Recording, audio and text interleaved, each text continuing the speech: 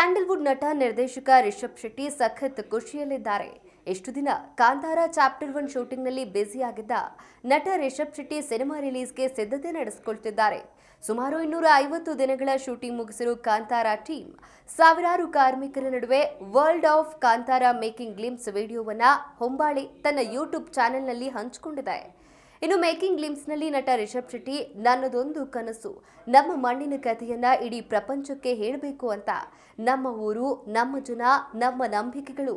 ನಾನು ಆ ಕನಸಿನ ಬೆನ್ನ ಹತ್ತೋದಕ್ಕೆ ಶುರು ಮಾಡಿದಾಗ ಸಾವಿರಾರು ಜನ ನನ್ನ ಬೆನ್ನ ಹಿಂದೆ ನಿಂತಿದ್ರು. 3 ವರ್ಷಗಳ ಪರಿಶ್ರಮ, 250 ದಿನಗಳ ಚಿತ್ರೀಕರಣ, ಎಷ್ಟೇ ಕಷ್ಟ ಬಂದರೂ ನಾನು ನಂಬಿದ ದೈವನನ್ನ ಕೈ ಬಿಡಲಿಲ್ಲ. ನನ್ನ ಇಡೀ ತಂಡ, ನನ್ನ ನಿರ್ಮಾಪಕರು ನನ್ನ ಬೆನ್ನ ಹಿಂದೆ ನಿಂತಿದ್ರು. ಪ್ರತಿದಿನ ಸೆಟ್ನಲ್ಲಿ ಸಾವಿರಾರು ಜನರನ್ನ ನೋಡ್ತಿದ್ದಾಗ ನನಗೆ ಕಾಡ್ತಿದೆಯ ವಿಷಯ ಒಂದೇ, ಇದು ಕೇವಲ ಸಿನಿಮಾ ಅಲ್ಲ, ಇದೊಂದು ಶಕ್ತಿ. ಕಾಂತಾರದ ಪ್ರಪಂಚಕ್ಕೆ ನಿಮಗೆಲ್ಲರಿಗೂ ಸ್ವಾಗತ ಅಂತ ಹೇಳಿದ್ದಾರೆ.